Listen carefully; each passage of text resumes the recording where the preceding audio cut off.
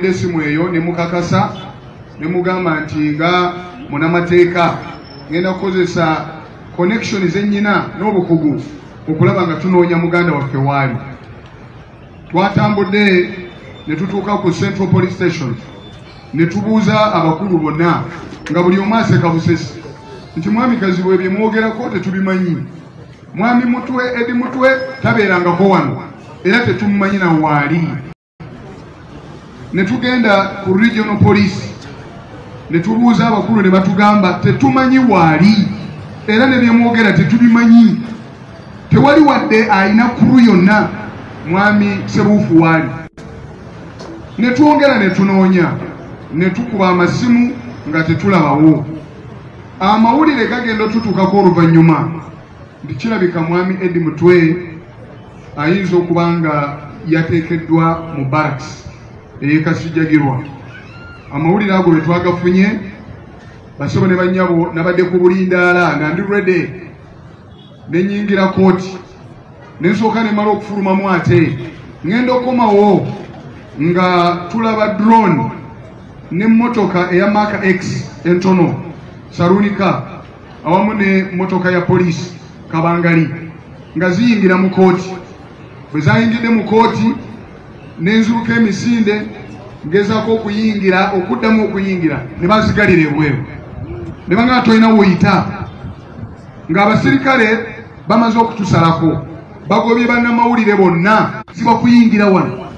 Bamuyingiza ku ssaawa 7:40 mu budde obw'ekyemisana nga tewali mulamuzi ayinza kuba nga atudde mu kooti.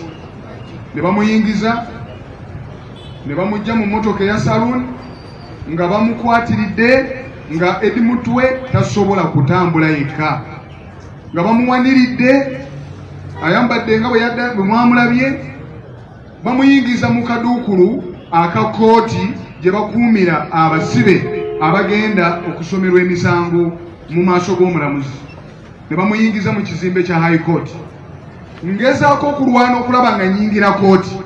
Omusirikale ayitibwa Asiimwe n'aŋŋamba Kazibwe tolina woolaga. N'aŋŋamba naye sooka ondage ebikwogerako.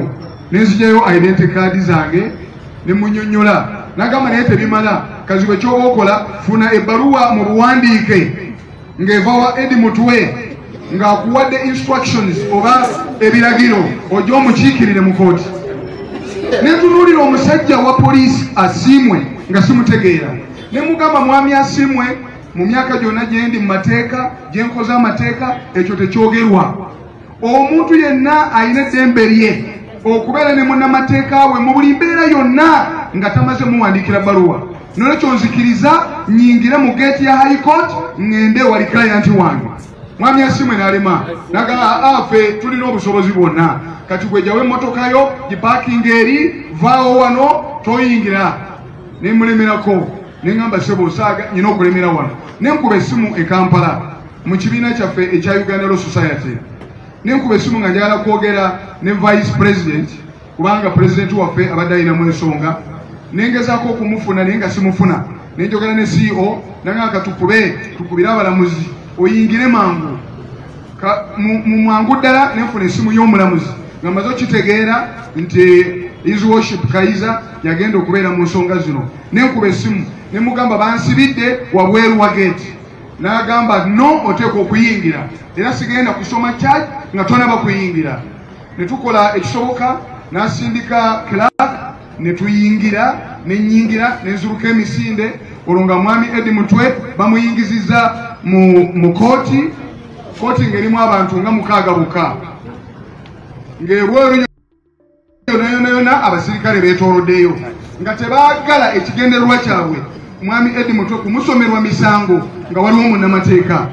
Nyingira mu kooti sanga Edi Mutwe ali mu miranga akaaba tasobola kutuula. Bamutadde mu ke tuyita akaduukulu oba ke waliise witness box nga tasobola kutuula katebe wabula nga waliwo foomu nga yeebaseeko bwebasi.